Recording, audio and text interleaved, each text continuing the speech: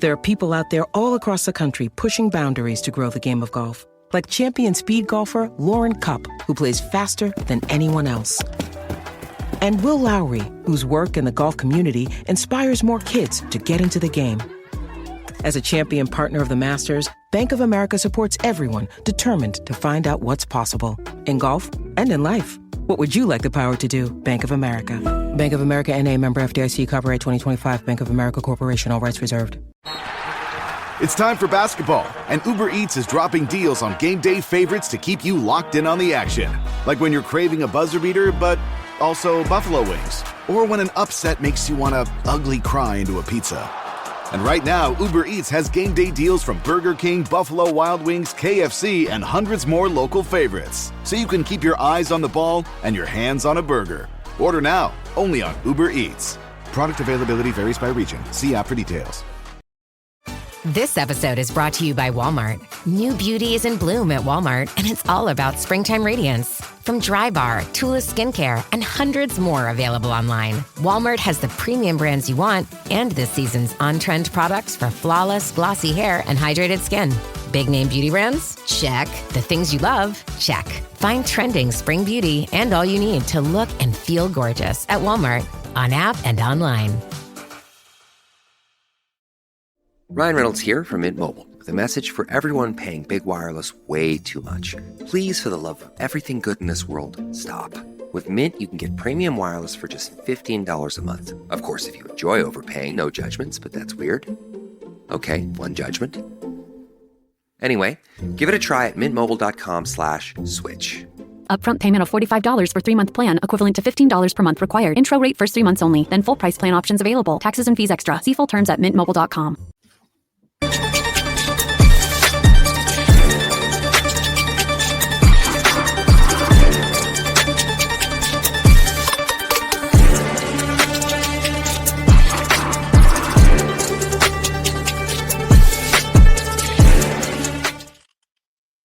Welcome back to the Nostalgic Basketball Hour. Last week, we gave you about 35 minutes of Big Ten lineups from the 1991 Sweet 16.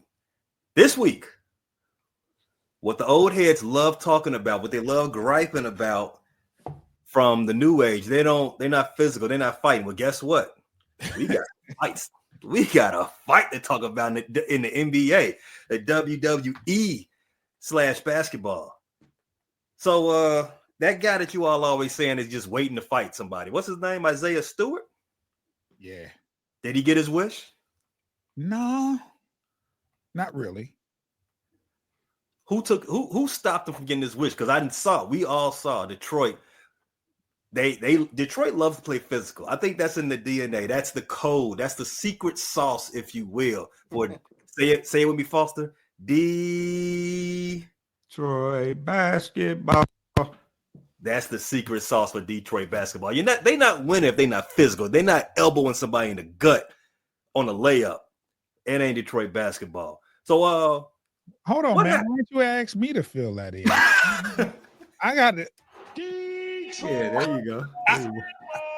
I got it programmed. I mean, and False wasn't even around for the bad boys. I'm surprised if he knew it. That's Mason, though. That's my era. Nah, that ain't bad boy. Nah, they did do that. That might have been Chauncey then. Yeah, that's 2004 type stuff. Right. Okay. Right. My bad. So False was around. But the two most physical teams in the NBA, Minnesota Timberwolves, Detroit Pistons. Aren't they? They got into a little skirmish, a kerfuffle, a brouhaha, if you will. Whose fault was it? Did you all win the game or did you all win the fight? Which one? We lost both. I don't know if we lost the fight. Stewart by himself had DiVincenzo pinned into the crowd, and he was mushing Nas Reed, who was on his pockets at that point. It may have started. I mean, it was a 2-on-1 to start. It was DiVincenzo and Nas Reed kind of both, trying to back down the young guy. But eventually the whole Pistons coaching staff was down there. But yeah, Stu, Stu has to. I don't know. It took about 5-6 Piston coaches to get him to calm down, and he kind of allowed them to calm him down because I know they ain't really putting no muscle on. They like, all right, man, relax, because you guys got to keep your composure in the April, May, man. No, I agree. Rick, it's new. It's a new era. I mean, not new era, but this is new territory for. Oh, okay. June, fill in the blank. New era for who? The YNs. That's not the blank you fill in. Oh, okay. I thought I knew that's what he was gonna say. I thought he was alluding to. I mean, you know how the YNs do. Speaking of the YNs, Ron Holland. I'm sorry. Yes, he's the shout out Rick. This nigga talking about Opie. Ron Holland. It seems like he might be the more combustible one on the Pistons roster, more so than Isaiah Stewart. Yeah, I would say so. Yeah, I don't know. Stu stays in it. Stu, because if we're being real, it started because DiVincenzo was kind of talking because they picked up some of the audio to kind of figure out where it all started. And I think Stu kind of had like an open teardrop that he missed. And you know how those guys, when you get the guy that doesn't score a lot of points, they get to yelling, hell no, hell, So that gets under their skin. So he with us. So when so Stu took exception to it and kind of stood over DiVincenzo later on down the line, stood over DiVincenzo and does a thing where he snatches the ball. Like, as a grown man, you snatching the ball out of my hand, like, come on, relax. And then so when he found the opportunity to get involved in the mayhem, it was a perfect opportunity for him. So yeah, Stu Holland is the one that you expect. Like you expect nothing less than that from a young dude, but a lot of times Stu is the agitator. He'll start it and finish it though. He not one to, cop please or throw rocks and hide his hands. He throwing his rocks and he at your front door with it like, yeah, I threw the rock. All right, so we were talking about playoff ball, playoff intensity backstage before we went. Can I comment real quick on the Pistons? Absolutely. Fighting. And I don't want to talk about the fight. I just want to think guys like Isaiah Stewart and Durant and that mentality is part of the traditional culture of Detroit basketball. I mean, that go back to guys like Isaiah Thomas. That's the old man. That's the old man. Oh, that was me. Yeah, okay. That was me. June said he older than me, but we both ONs. ONs. We're coining phrases now. How you know that was me though? Because he just knew. But see, you never can tell because I've had him do that to me before, and it was him. Because he know he can trying to put the blame on. Like Isaiah Stewart, I would throw a rock and hide my hands. He knew it wasn't him, so he said it had to be. Right. It was. I was sharing the podcast and I left it on. But no, I was just saying, man, I think that's Detroit basketball, like y'all was saying, man. I mean, going back to Isaiah Mahorn and Mark Aguirre and Rasheed Wallace and Ben Wallace. I mean, every time Detroit do is good, they got that kind of mentality. So they back to being good again. I know they put belt to ass on us last week. So, hey, Cade didn't even play against the Timberwolves, did he? Or Tobias. No, he hasn't played the last 3 games. Why hadn't he hurt? Calf injury. Calf bruise or something like that. Okay. No, and I just wanted to say I do agree with the sentiment. Somebody kind of questioned it. Are they the toughest teams? The Timberwolves is tough though too. I mean, are they? That's what I didn't get. Yeah, Randall. You got Julius Randle and Edwards mentality. Your boy from Illinois, what's his name? Terrence Shannon, little young cat. I mean, DiVincenzo, what the WBOY with hands. I mean, they come at you. So You know, Any team with Gobert being the toughest, but I don't think he's the toughest. No, he's definitely not the toughest. No, not. I'm just saying as a whole. When your starting center is the Frenchman. Right now, if the playoffs ended, the T-Wolves will play the Clippers, 7-8. Yeah, and they say bye-bye. Yeah, to the Clippers. I don't know. Clippers been playing some ball. That's 6-1, half a dozen of the Clippers other. Been hooping, man. Clippers been hooping. I mean, to expound on Tate's point, though, when Detroit is good, they are a physical team. But to again circle back to an earlier conversation, will this help them in this new frontier of postseason basketball? The Pistons, like I said, they do delight in being a physical team. They were out. This game got chippy very early, right? There was a lot of fouls, a lot of talking, and it was working in the Pistons' favor until the hands started getting thrown. It was up 16 points. We were up double digits for certain. Yeah, 16 points before the hands started getting thrown. And after that, after all the techs and everybody got thrown out, 7 techs in total. T-Wolves ended up winning about 30. It wasn't. Was it? How much was it? I think they outscored the Pistons 20. From that point on by 30. Mm-hmm. Yeah, 19. Yeah. I was watching the second half, and that's when I wondered where's Cade at. I mean, but yeah, okay. I mean, if you look at it, Cade and Tobias did not play, and then you ejected 3. Sasser, Stewart, Holland of the bench, and your head coach. I mean, and we had Luke Walton as the coach. They got I knew when we had him choosing the wrong guy to shoot, because we had the choice of who to shoot the free throws, and we picked Luka Garza, they picked the biggest goofy looking dude, but Luka Garza is an offensive big man, so they kind of were like, they don't even know that this guy can actually shoot free. He made both the free throws, and I was like, well, that's the beginning of the end. Beasley was like, why would you? At the ejections, I said, this game over. There's no way. We're already undermanned. It's just, right. You just ran out of bodies, really. We had Lindy Waters, and and Edwards thought was acting like he was playing again. Who? Lindsey. And Reed was playing. Reed got in this. Yeah. Reed played before half. He only gets 2-3 minutes a game. And, when we're killing him, yeah. Another thing that Tate brought up, another game earlier in the week before all the scuffle heard around X, Twitter, or whatever you call it.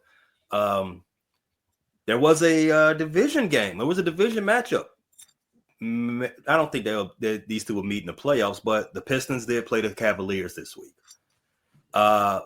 You two gentlemen, June, Tate, how did that?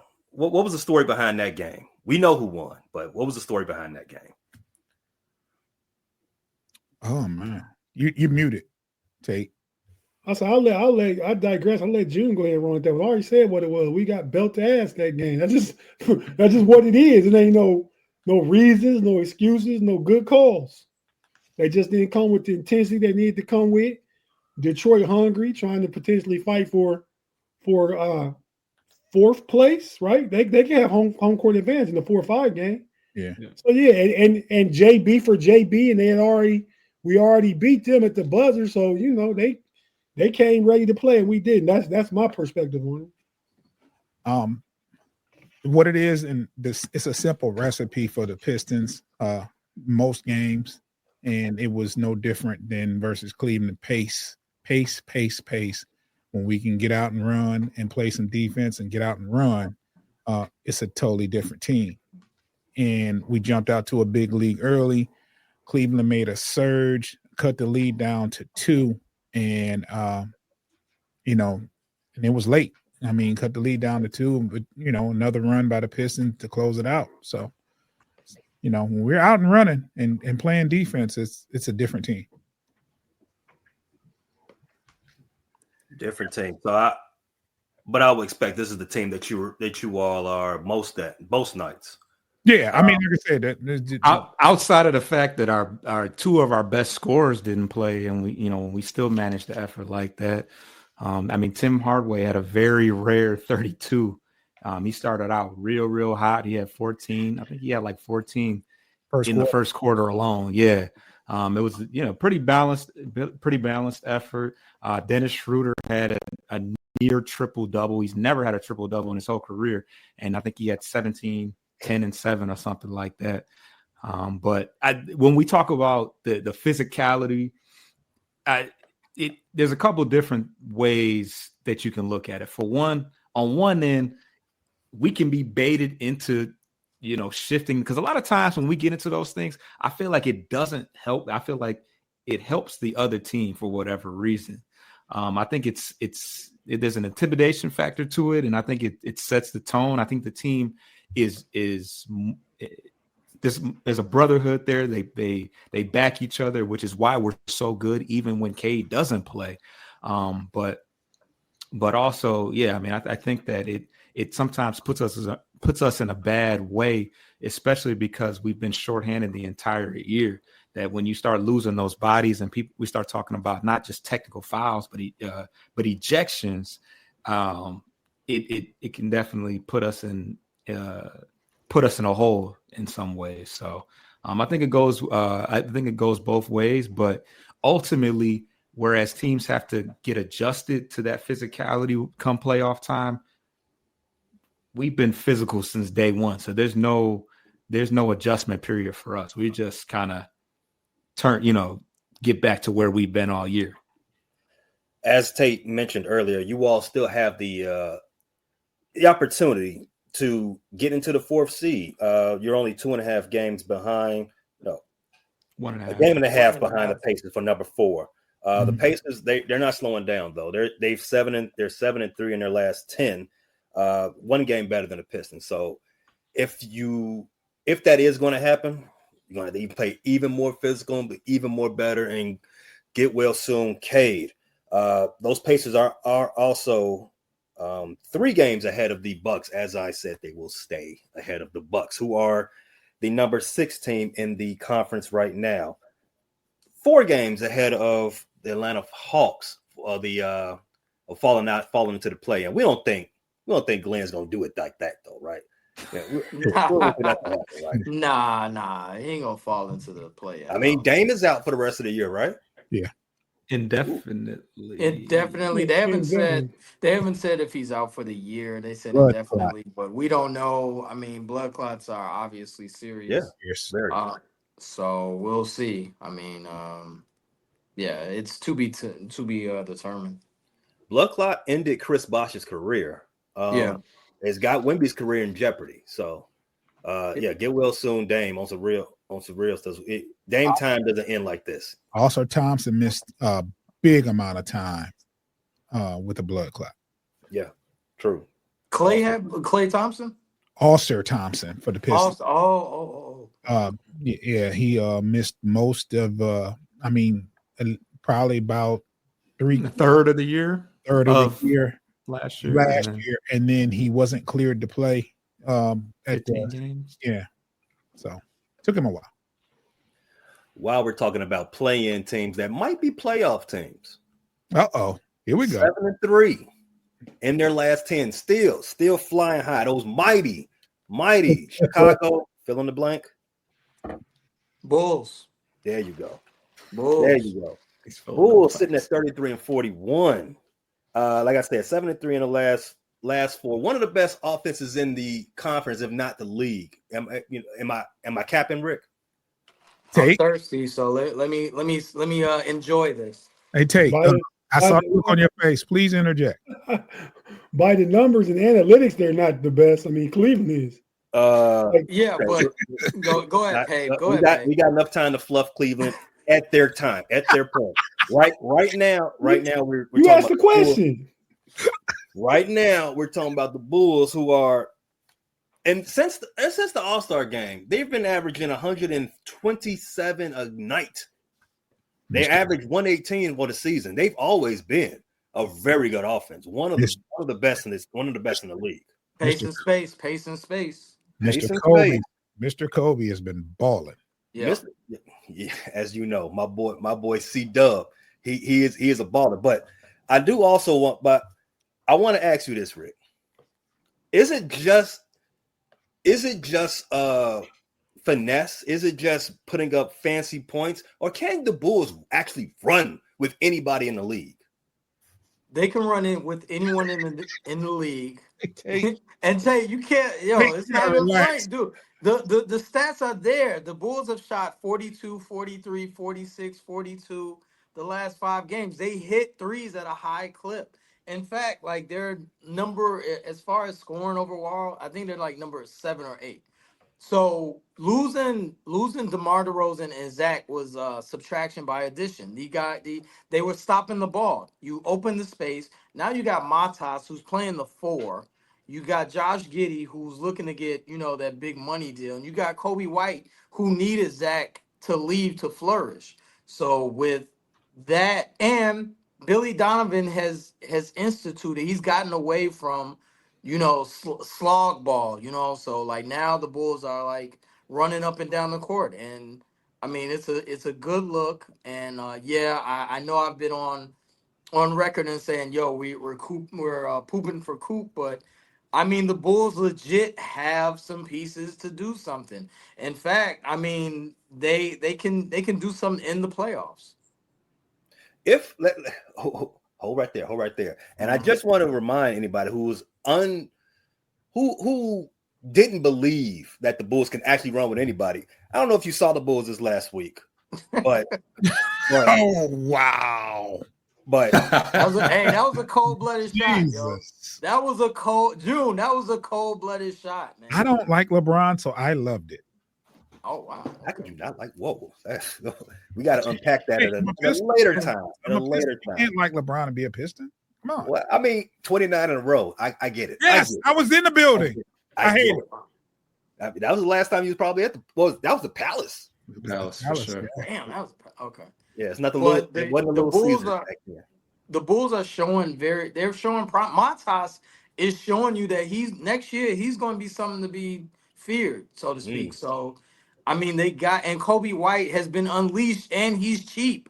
Like his contract is very affordable. I mean, for another 2 seasons, but I mean they're doing well. Billy Donovan's hitting all the right buttons, and not only that, Dalen Terry has also, and I'm a Zona fan, so I'm biased, but he's unlocked the 3-and-D potential. Dalen Terry has definitely become a 3-point specialist that plays defense. He's 6'6", 6'7", wiry. He's athletic enough. He's got the ability to be a 3-and-D guy, which the Bulls lack, which everyone in the NBA covets. So with that being said, I mean, the Bulls are working with something. Yeah, I always say behind the success of any man is a powerful or a great woman. I didn't know who Playboy Cardi was until Meg, and now Dalen Terry's been unleashed. Shout out to the hotties. I mean, we got to give it up, right? I got some numbers for you. Last 16 games, the Bulls are averaging 22 fast break points. That's number 1 in the league. They're averaging 57.8 points in the paint, number 1 in the league. 122.3 points per game, 2nd in the league. Preach. An assist to turnover ratio of 2.3, second best in the league, and their net rating is 8th in the league at 5.9. 11-5 Yeah, 11-5 record. If Rick, I know Miami Heat, they've gotten under their funk lately, and they're not going to help you out in any facet, right? But the Hawks are right there. The Hawks are right there, and we already talked about Glenn. He has a penchant for doing that Glenn thing. We already talked about Dame time, that the batteries might be out on the clock right now. If you all were to make the playoffs, not the postseason, but the playoffs, the Bulls, you want smoke? Who don't you want to smoke with? I want smoke with Cleveland. I want the Cavaliers. I think get them. I think the Cavaliers are very vulnerable to. First of all, let me break it down. First of all, Mobley does not do well in pace and space. He does not. So if you spread out that team, you know what I'm saying? Mobley does not do well and guarding on the perimeter. It'll be a shootout because Cleveland does do well as far as shooting threes themselves. They're very efficient, but I think that this Bulls team that Cleveland hasn't really scouted for. They don't know what they're going to get, as opposed to when Zack LaVine and DeRozan was there, you knew what you was expecting. Now when the playoffs come, I think that the Bulls could take them to 7 games. I mean, they would lose, I think, but I think they could take Cleveland to 7 games. Retort. But you're right about that, Rick. You're right about that, because Tate, and he's going to retort in a second, he said the same thing last week, if I'm not mistaken. Is Zeke anywhere nearby for backup, just in case? Nah. Okay. Nah, it's just me. It's just me today. Okay. I'm waiting for Tate.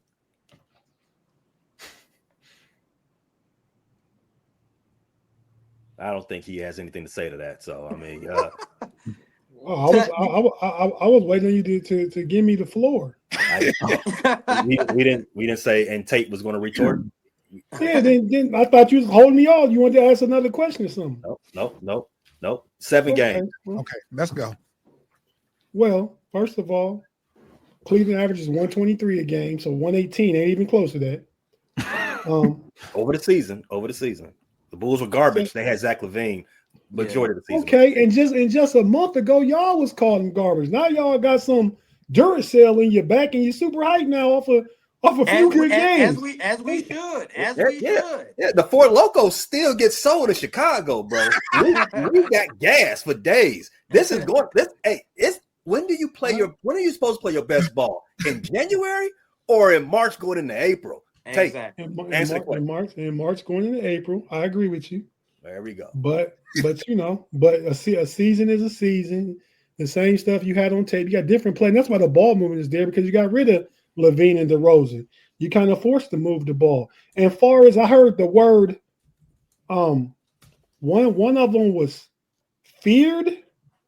And what'd you say about the other guy? You said somebody said feared? Yeah. It was feared for what's the European name? Matas. You should fear him.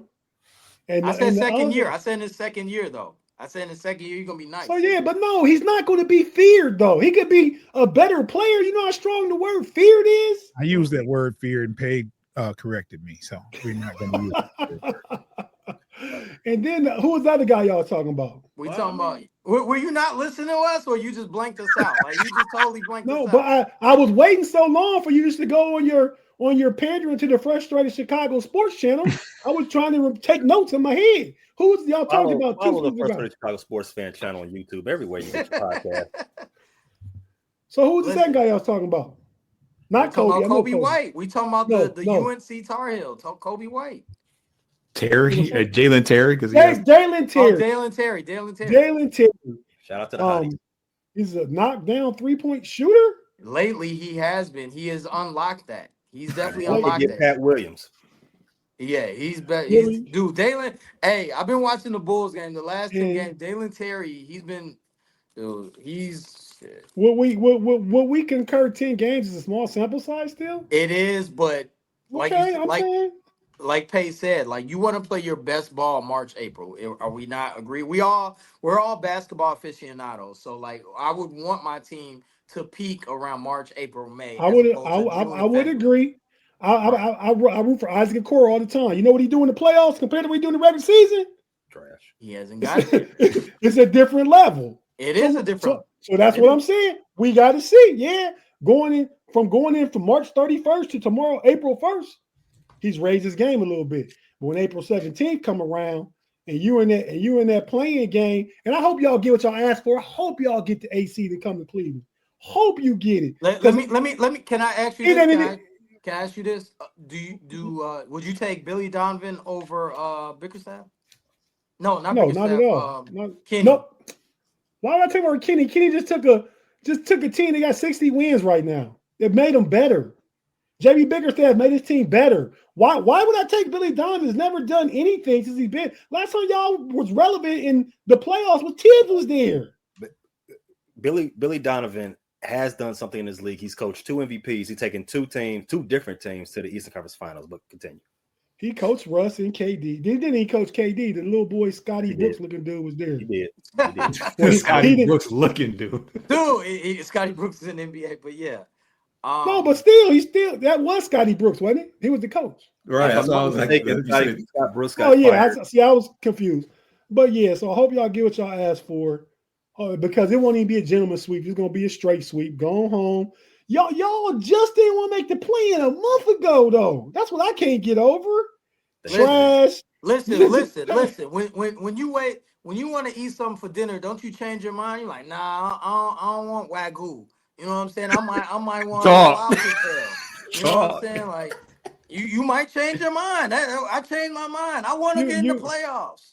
Yeah, you want to get in the playoffs. You're entitled to change your mind, but not change your take. Either they is garbage then or they garbage now. I mean, there's a difference between changing your mind and changing your take. You put something out there on tape. Nah, I mean I did, but I mean I gotta listen. That's it. I'm looking at the team and the way they playing. They definitely can play with the Cavs. I mean, I'm not wild by the Cavs. I mean, they're good. Except for 60 wins, and y'all already got 41 losses. Y'all gonna be below 500 The Atlanta Hawks won 66 wins one year with Kyle Korver and Jeff Teague and Millsap and Joe Johnson, and they got killed by LeBron. So it can happen. Y'all don't have no LeBron. Y'all got Matas and Dalen Terry. Shout out to Dalen. Shout out to Dalen Terry mom too. She's a nice looking fitness trainer. Oh yeah. Just saying, I'm trying to pump up her for fitness business. That's all. Oh, pop up what? Bulls got Kobe though, so don't shade him too fast. Hey, Pay. Let me ask you real quick. Seeing what you've seen in March Madness, if y'all had the first pick, would you take Cooper Kupp? Cup plays in the wrong. That's a different league. Flag. Cooper Kupp. Man, all the wee boys named Cooper, I get confused with. They get confused with y'all. So what's next? They all look alike. Yeah. Well, they names sound alike. We're getting very dangerous until they get the flag. HR gonna be. I got a question for the group. This is a because we talked about this player a lot. You didn't ask the question. Would you take him first pick though? I don't know who that is that you're talking about. I said Cooper Flag. I don't know if you'll take a Duke guy with number 1 pick. What's the relevance to this? Would the Bulls take Cooper Flag and would you support it? North Carolina. I don't care who. North Carolina. He's not a Bulls fan. I'm just saying he's a North Carolina fan. Will he take where flag goes? He can play anywhere. If that's his take, will he be comfortable drafting a Duke player? With the Bulls have a long history of drafting Duke players. I mean, I don't know what the point. If they drafted Cooper Flag, would he immediately be the best player on the team, outshining Kobe White? Probably.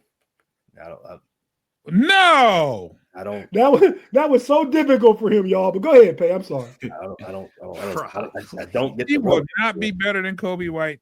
Out the gate, I would hope that Kobe would be the best. I mean, there's an adjustment period, but we don't know yet. But we will see. Last question before we get to our break. I just want to get the tape because this player was rumored to go to Detroit. Zack LaVine, longtime Bulls player, so I know Rick is very, very familiar with how he plays. And he was also, I mean, the Cavs did dip their toe in that Zack LaVine water too last summer. The Bulls' record this season with Zack LaVine is 20-28. Their record since trading him is 14-13. The Kings are 10-13 with him. Why is Zack LaVine? Why is Zack LaVine's game so antithetical to winning? Why do losses just follow him? He's just the epitome of empty stats, I guess. Yeah. I mean, because I'm not gonna lie, beginning of the year, I was all for going to get him, and he was having statistically, he was having a great year. But I don't know if it's the fact that he's obviously not a good defensive. He's he only plays on one side of the court, or it's the fact that he's not a number 1 option, but he's a very serviceable number 3 option. He's just kind of a tweener, I guess. I don't know. Number 3 option? I mean, Zach, I'm saying that if he was a number 3, he's not a number 3 option, but I think that You muted Tate. yeah, I don't know. I don't know I what said I'm yes, think he he's is. saying for him to be involved with wins, he would have to be the third option. That's what I'm. Yeah, I mean, he's a not great winning. scorer. He He's can not put winning at the number 1 option. Yeah. his game is a ball stopper though. He needs to he's not fluent with his scoring. It's kind of Jimmy Butler-esque. You know how Jimmy Butler scores real hard, and I'm not saying he's on Jimmy Butler's level. I think that Zach is a very efficient scorer, but he does stop the ball and he does turn the ball over a lot, and he doesn't rebound well, and he doesn't pass well. So those are things. I mean, there's a bunch of scores in the NBA. Like we got that. You need more than just scoring 25 points. Mm-hmm. If we could go back about 6 or 7 episodes, trade deadline time and talk like that, I said Zack LaVine doesn't affect winning. He's not that good, and that's everything everybody just said right now. See, that's a take. That's a take, Rick, right there. You stick to it. Yeah. I mean, Zack LaVine putting up buckets, but I'm still sticking to my take. He doesn't impact winning. And on that team you're on now, and everybody healthy, you got Sabonis and DeRozan. And Zack LaVine at best is a third option. Essentially, it's what the Bulls were because they had DeRozan was just over there, and Sabonis is Vucevic, right? Yeah. Like a bunch of young guys. Bulls, yeah. Extension, just an extension of the old. By the way, Tate, your take, you didn't go out on a limb and stay on it. I mean, pause. You know what I'm saying? Like your take was like, I mean, we all know that. I mean, I'm glad you stayed on it, but I mean, all basketball people that we watch the game, we know that. You know what I'm saying? So why would we say otherwise? If he showed us different. If he showed us a little different. And you know what's crazy? Let real quick. What's crazy is that Zach really cares about the game. He's not a guy that doesn't like basketball. He really cares about, his craft. And I don't know why it doesn't transfer onto the court, but he really does like hooping. He does really care, but it just don't show up in the wins and losses. You are what you are, I guess. Good player, ball stopper, all that. I mean, he needs to be on the team like the 0-1 Philadelphia 76ers, where he just can be loose like AI, and you got whoa. He wouldn't be able to be loose. Pause. He wouldn't be able to be loose. Iverson would be like, yo, I'm getting 30 shots. No, I'm saying in place of Iverson, he needs a team built around him like that. Get the green light. He can have it unlimited with a whole bunch of good 3 and D defense players around. Then he might impact winning because now your team needs the points. What do you think about him being like a 6th man where his job is just to score? There you go. That's great. I think that's good, June. I like See, that. now that's where when I was teetering on third option. Let's see. Off the bench is kind of wild. That's an ego thing. Like, yes, that is an ego thing. But when you have a player that's not going to move the ball around but he can score at any given time, when you have to sit down a starter to get and without losing any firepower, Zack LaVine. I agree, June. So how much does he care about the game? Like Rick just said, then if he ain't willing to do that to impact winning. When he gets old, I think when he gets older and he really starts fiending for a ring, the way Melo did, because I think Melo come off the bench? I don't think Zach is ever going to be fiending for a ring. He ain't one of them guys. I thought he loved the game. I don't know the man personally. I really think he loves the game. He's an all-star. He's not an all-time player. An all-time player is fiending for rings. All-stars fiend for contracts and points. What I think is it's about ego, and you're not going to get off. You're not going to be on the 6th man if you feel like you should be starting. Just period. I got a comment here from Dre Cobb's Music. Shout out to him. Get his music wherever you get music from. Zack LaVine, don't stick defense. He need to care about that because he gets blown by way too much. And that's facts. I've watched Zack LaVine a lot during his Bulls tenure. There was so many times I've seen him not see ball and man at the same time. He gives up the back door, no diddy, a lot. And that right there tells that right there is more indicative of how teams lose with him as the focal point than anything he does on offense. Because stuff that I've seen him do on defense, the turnovers I've seen him cause on offense, that stuff will get you benched if you're the third option. That stuff will get you taken out of rotation if you're the first man off the bench. But as the number one guy, you got to just deal with that, and then losses that come with it. Yeah. But Luka is a sieve on defense as well, but we okay with it. Luka impacts winning. He just took a team to the finals. The passer part about it. He does. No. I'm not arguing. I'm not disputing that. But I'm he got saying cement boots though. But Luka doesn't play a lick of D. It's cement boots. Yeah, so why? I'm simply asking, why is it that Zach? Well, I think Luka don't have the athleticism and lateral movement to play defense. Zack LaVine, if nothing else, is a great athlete. Yeah. So I don't see the defensive effort being there. There's a will. There's a will that's missing when it comes to LaVine. He just doesn't have the will to play defense. Yeah, but it just goes to show that it's more than athleticism. We've seen many athletic player that couldn't hack it on defense for whatever reason. So when you start talking about C-man, C-ball, that's standard. I mean, that's like, When I say will, when I say will, there's a pride and there's an effort to defense. You know, you have to want to play defense. You have to. Same thing with rebounding. You say he's not a good rebounder. He can jump out the gym. Why not? Spoken from a true Detroit fan. Yeah. All right. So thanks a lot. I think that's really illuminating because, you know, we have a lot of people don't understand that just because you score 30, like, man, just add him to any roster and he's gonna get dubs because they're gonna get a championship. No, it's not just that easy. There's a complicated mixture when it comes to getting wins. Look at the Phoenix Suns. Bradley Beal is a dark-skinned version of Zack LaVine.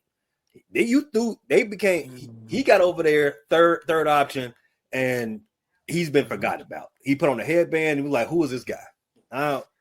Not the same, points leader that he was in DC, but just getting buckets on a losing squad is really just, it is what it is.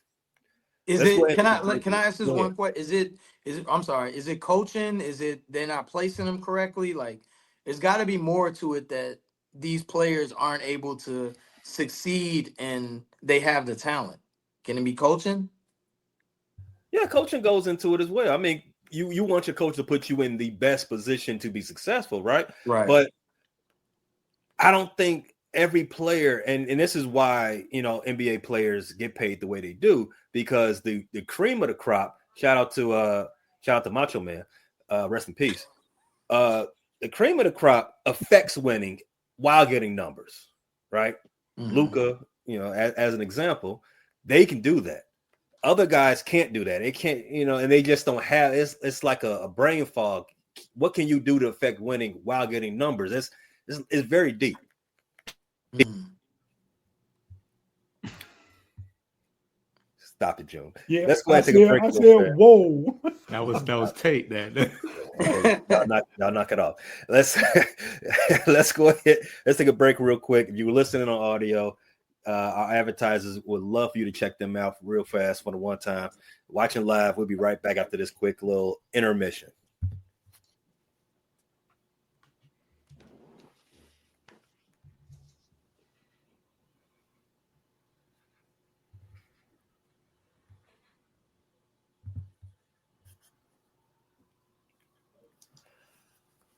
Welcome back, fellas. There is some other big news around the NBA. I thought my boy, what's his name, Jenkins in Memphis. What's the former head coach's name? Taylor Jenkins. Taylor Jenkins. I thought him getting fired a few weeks before the playoffs for a playoff team was huge news, and it kind of is. But I think what Adam Silver had to say at his press conference of 3-4 days ago is a little bit more seismic. I don't know if you all got a chance to listen to it or watch it, but he admitted that the All-Star game was fill in the blank.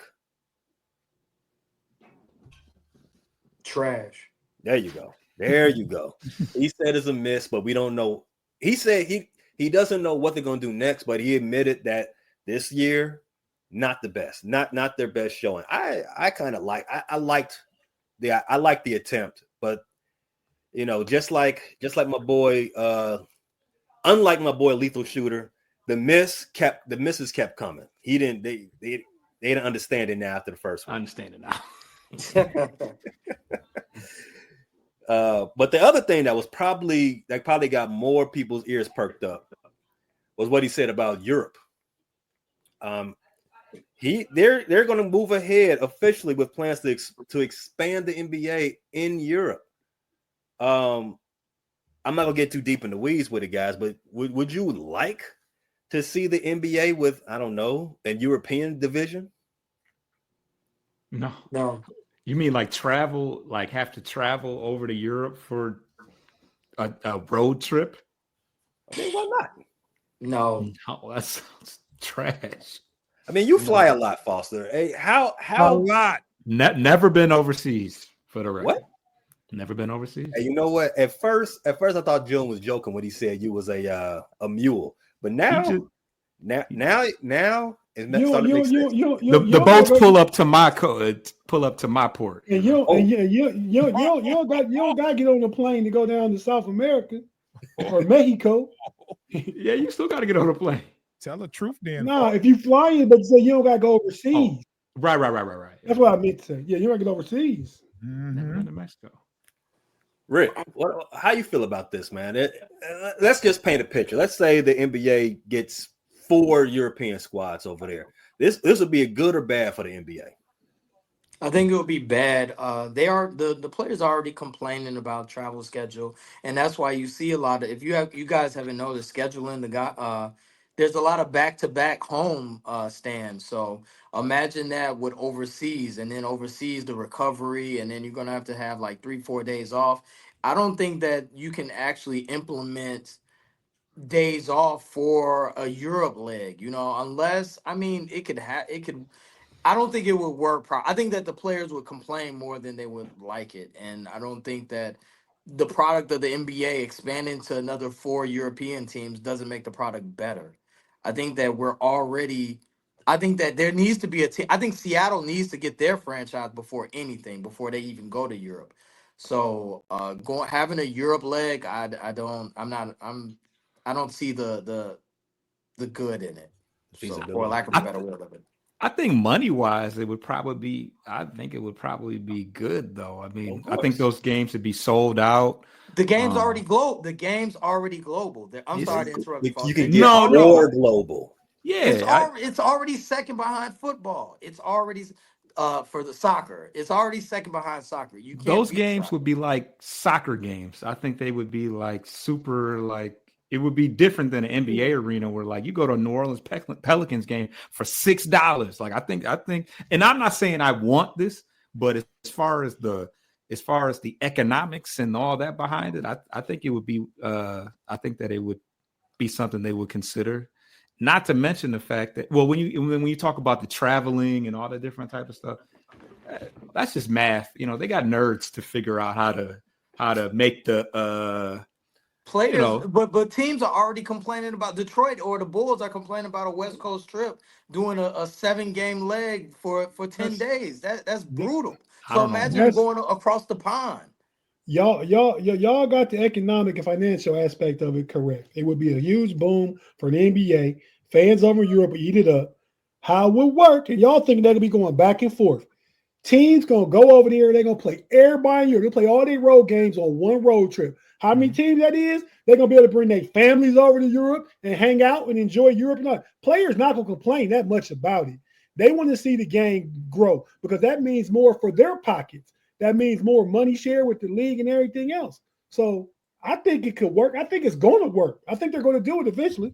Half the league is European. You're going to be Luka and Joker. And Joker. Like half the league. Wemby's French. Like I want to preface this by saying that this is a rumor, right? That they would expand the NBA West.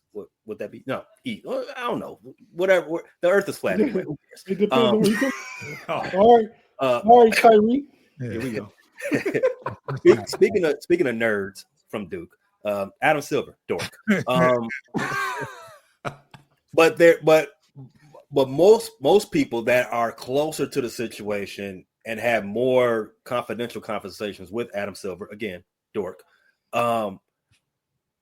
What the probably the easier thing for the NBA is probably going to do is steal teams from the Euro League that's already over there and make their own NBA in Europe, right? And as you can see the machinations flowing, that's probably an easier thing to do, for one, from a logistical standpoint as far as travel, and two, you can finally fix the All-Star game.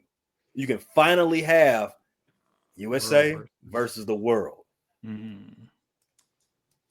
But so you mean put a stamp, NBA stamp on a Europe League team, or I don't know. Yeah, I mean is USA versus is America, is USA versus the world All-Star? Is that really the biggest issue that the NBA has? No, that's what I was gonna say. You're right, Ricky. I don't agree with that. I mean, they would do that, but that's not the biggest part of that puzzle. Exactly. I think that's not the biggest issue. No, I don't agree with that. No.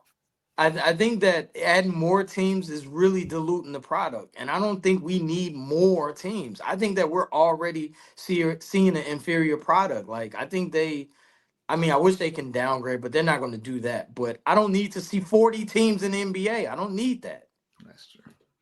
I agree with that, but the objective and goal for every business is expansion. Yeah, get bigger and get more money. Yeah. They're making a ton of money. You got SGA is about to make $1 billion. I mean, it ain't never enough money, though. Never enough. You can never start a statement saying they get enough money already. Says nobody ever. Yeah, I know.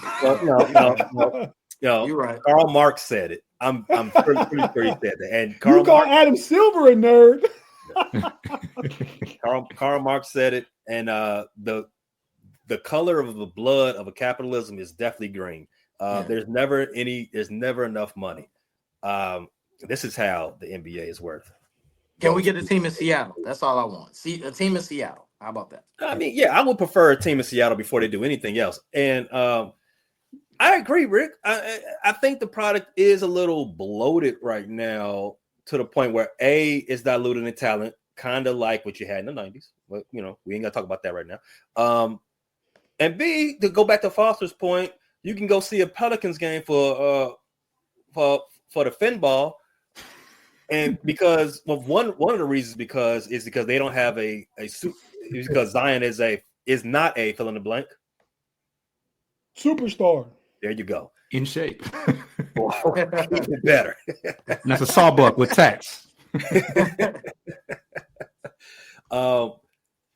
Things like that, guys of that ilk who are great in their own mind should probably be number twos on another team, and that's how you get back to the NBA at its peak, in my opinion, in the 80s, where you had 3 or 4 Hall of Famers on every team. Well, on the good teams, that's probably what fixed their product a lot faster than expanding the product. But expanding the product leads to what everyone in the board wants, and that's those greenbacks, right?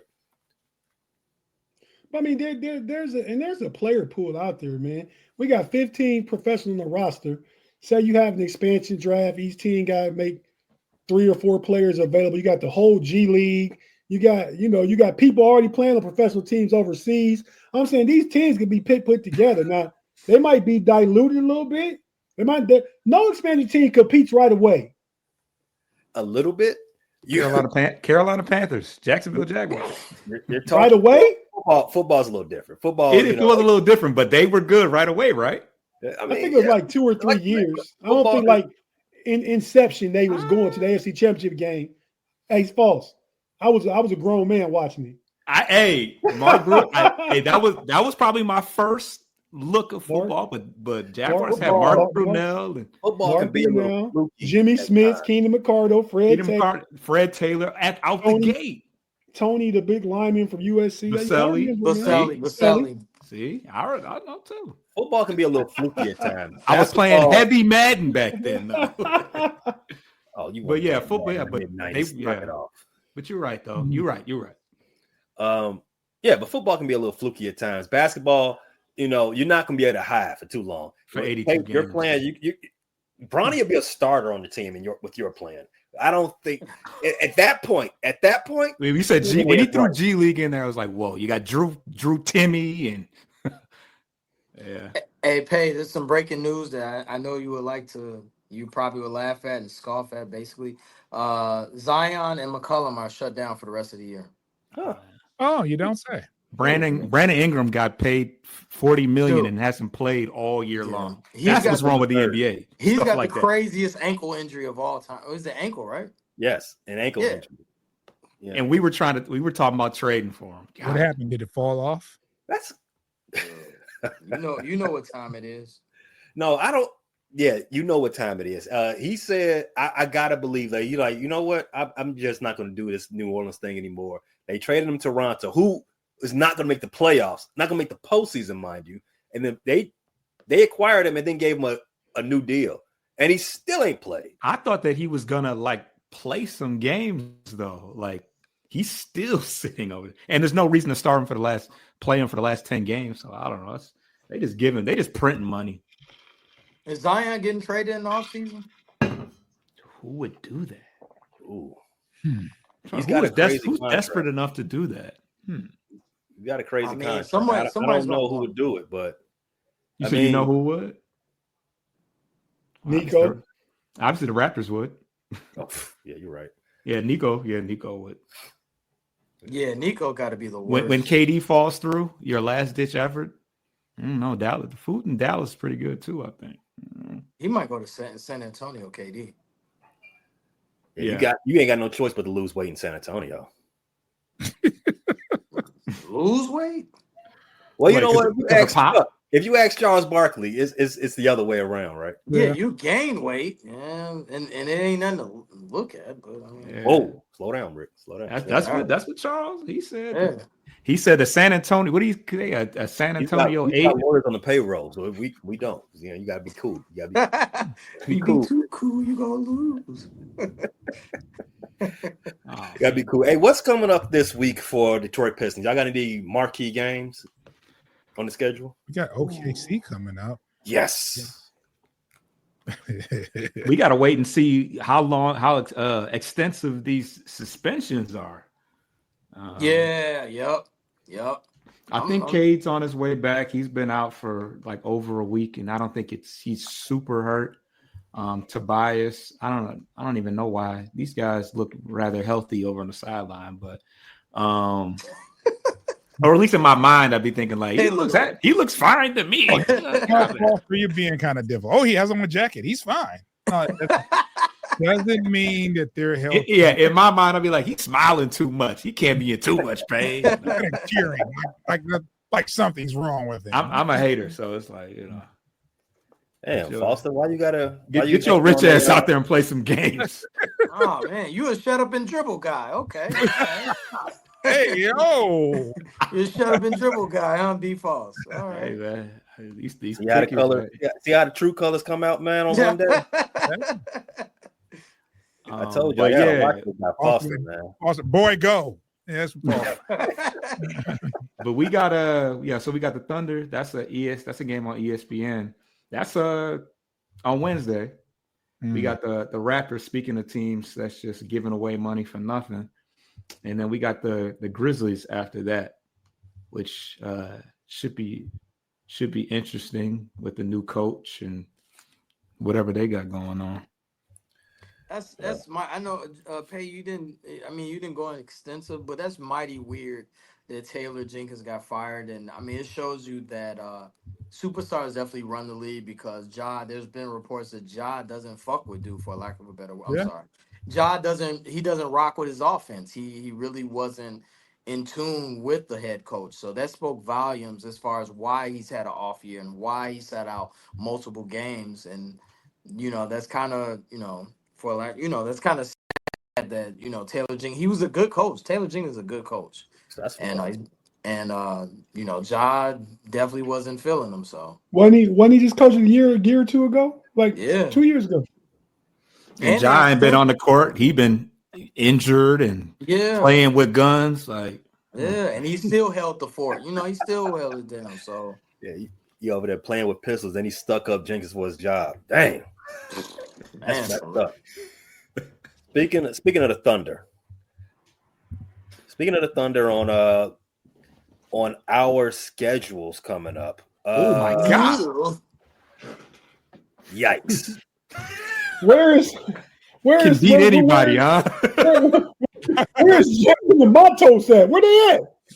Hey man, it was a. They must not be playing. Like you said, yes. Any given day, you know, you can have an off game, and the Bulls probably not hitting threes. I'm not watching the game. I'm doing this. So I'm doing a pod. I mean, I'm sure about. This is a giddy homecoming. He's supposed to be getting. You were happy. You were happy. We had to play him. So yes. Hey man. Hey. The belt. You know what it is. The Bulls are shooting 3 for 19 from threes. They're not hitting their threes at all. Right. Yeah. Look at this. Giddy's 3 for 11. Jalen must not be playing. Jalen must not be playing. Well, what is he? Or Dalen? That's him right there, right? 1 for 3, 0 for 1. He got 4 points. Fear coming out. Montas got next year. What is OKC doing? It's everything. Having their way. But you know what? Whatever they want to, June. They're not really. They just balanced, I guess. Yeah. Jesus, SGA only has 14. Well, that's enough for a half. Wait a minute, that's enough for a half. That's a lot for a half. Wait, what? Isn't it halftime? Yeah. He's 14. He's got 14 and 7 at half. That means he's going to average. That means he's going to get 28 or 30. Yeah, that's every night though. Right, he's doing an average night. Yeah, he's doing what he do. Yeah, so the bench must have a ton of points. Dude, Isaiah Joe got 19 points. That's what I'm saying. The bench got to be getting off. Let's see what the bench has. This regular. The starting lineup is regular. Chet got 2. Yeah, they got Joe. Isaiah Joe got 19. Yeah, I just said, Isaiah Joe 7 for 9, 5 for 7. Yeah. While this doesn't look good for the Bulls, it doesn't. There's no way you can make it look good. This looks worse. This game that's pulling up right now. This is actually the worst of the night for the Bulls. Miami Heat, after going on a 10-game losing streak and then getting their mojo back in Jimmy Butler's face, I think this would be their 5th straight win. Didn't beat the Pistons though. Yeah, you're right. Wow, Foster. You're right. Yeah, so this would be Miami's 5th straight win. Yeah. Coming into the night, they Miami Heat and the Bulls were tied for 9th in the play-in. Things to look out for. What else is on the Bulls schedule for this week? We got a back-to-back. Obviously, we're playing OKC now. Tomorrow, we play Toronto. And then I think Friday, we play the Bulls play Portland. So it gets kind of easy. It gets kind of fairly Watch easy. out for those Portland. Them YNs, man. Them YNs in Portland. They play when they want to. Cleveland has the Knicks, Spurs, and Kings the rest of this week. And then next Monday, when Tate is hosting the show, guess who's on the schedule? Bulls. There you go. You love how this sets itself up. Yeah. I know we don't play them again. Yeah. Tate, what's the record going to be this week before you get back to no, they play the Bulls on Tuesday. What's the record going to be after in the next four games for the Cavaliers? The Spurs beat us on their home court. That was one of the teams we lost to during the 4-game losing streak. And it's at home, and the Knicks are at home. I'm going to say we go undefeated between now and next Monday. There you go. What's that? No, I was repeating what you said. Oh, yeah. Between now and next Monday, we're going undefeated. And then the following day, we can talk about next week, we're gonna give Rick what he been asking for, that matchup. Damn. So I see 4 wins the next 8 days. You said it's the Knicks, the Spurs, and who else? Oh, the the Kings and then the Bulls. Kings, they played They were up all night on Indiana. And back to the Evan Mobley thing Rick mentioned earlier. Teams have identified, and he was getting toasted. He was getting cooked against Sacramento. He had to step out and play DeMar DeRozan. Teams are putting him in the pick and roll and making him guard really tough one-on-one covers. James Harden got the best of him. DeMar DeRozan got the best of him, which they get the best of a lot of NBA defenders. So I think that's just a tweak in the defensive schematics. The Cavs got to change some up so you don't have that whole switching and stuff. Even if you go under, make those guys make shots. Let Evan Mobley drop back in the paint, where he's probably the best help side defender in the entire league. I can agree with that. He is a very good help side defender. Yeah, he's very good. He is. I see that the Cavs have a 4.5 game lead on the Celtics for number 1 seed. They have 7 games left. Speaking about the Cavs, 7 games left. Of those 7 games, of those 7 games, 5 are against potential postseason teams. I'm not counting the Spurs and the Kings as postseason, but 5 are in the Eastern Conference. The Knicks twice, Bulls and Pacers twice. The question I have is there it could possibly be the Cavs don't even, they're resting guys by the time they play the Bulls. I was thinking. Well, if they win 3, I think as of right now they got to win 4 to clinch the Eastern Conference. And I mean, and they've been resting guys. They have sit Donovan Mitchell a game. They have sit Evan Mobley a game. DG has sit a game. They haven't been just resting guys in totality. They've been resting guys in cycle. What Foss don't like, that load management. Foss is against load management, and Rick against going to Europe. So everybody gets some. Foss said, "Get your ass out there and play. You making $40 million." I don't even like the terminology of said management. That's crazy. And I'm surprised because the YN's like, "Yo, ain't started it." That's not true. Kawhi started that. No, that's not true. Kawhi probably Tim Duncan, but Kawhi and Pop took it to the next level. Then he let Kawhi run away with it. Now it's the expectation. Yeah, Tim Duncan popped. I remember it became really clear in the 2014 season. Or was it 2013 season? I'm not. It's one of them years that the Spurs went to the finals the last time. One of them years. They was clearly dogging the regular season because they knew it was 14. They was clearly dogging the regular season and a lot of big time matches because they wanted to smoke for the postseason. And it expanded, load management expanded from there. But yeah, Kawhi Leonard is the poster child of it. But but I don't want to go on a tangent. But Kawhi is seriously hurt though, so I mean, he gets an unfair rap. Now you talking about now or back then? Yes, an unfair rap in general. Don't forget Foster's on the panel when you say stuff like that. First ballot Hall of Famer. More than likely. It's not saying much. But Kawhi started that stuff when he was young. Pop was trying to save an old Duncan for the playoff.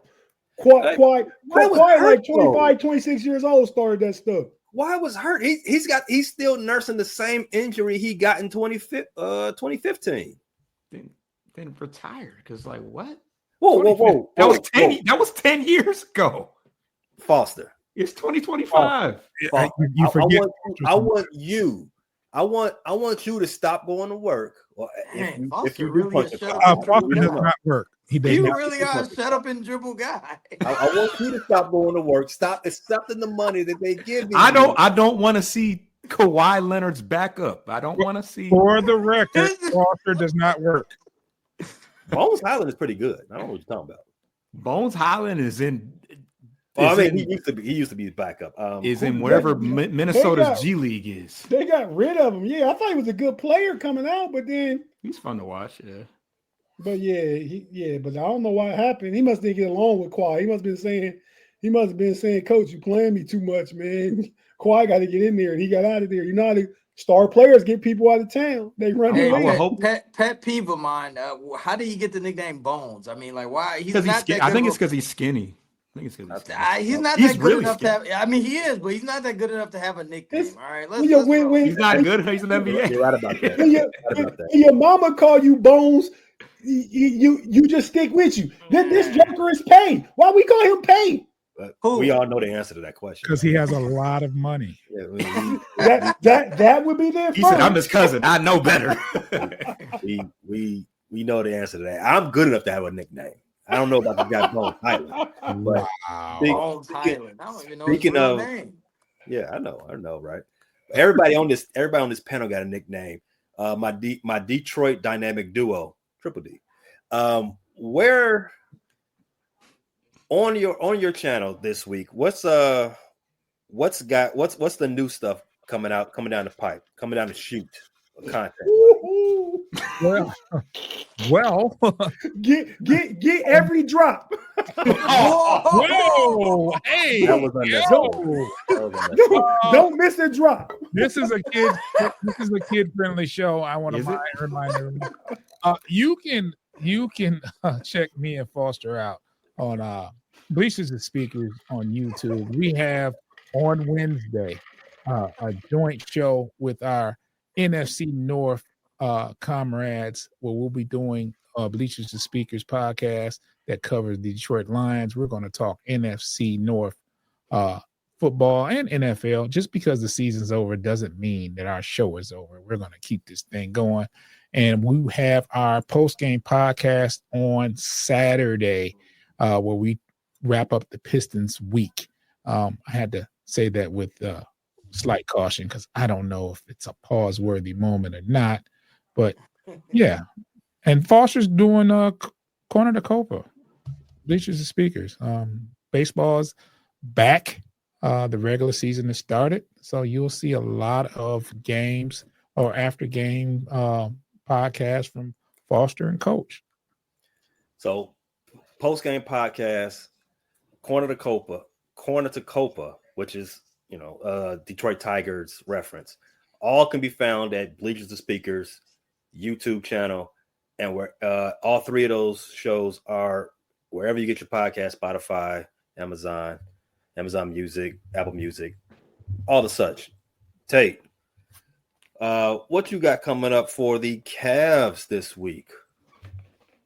Man, this is the one for sure pod we gonna get. I guess, if we win every game going into our show Monday, I might do one Sunday after that game.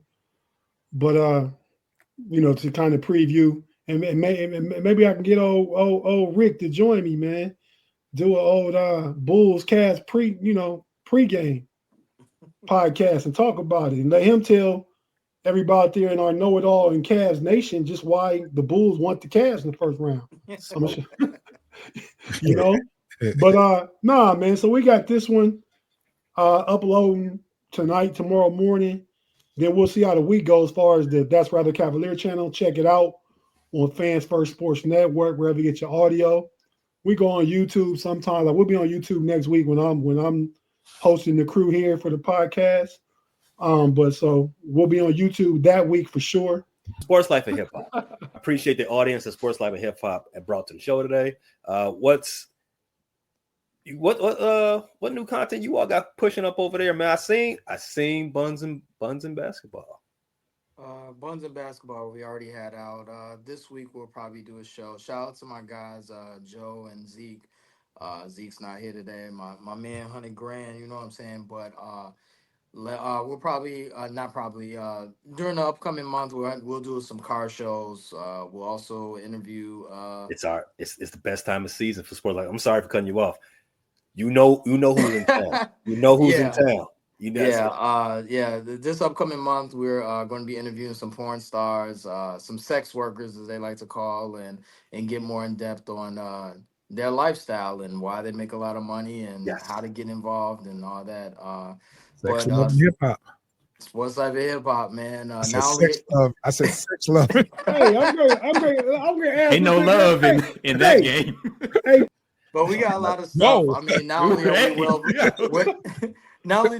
we're well versed in basketball and sports, but we try to do other things outside of that and get the people. And it's summertime. Great show, everybody. Lots of fun.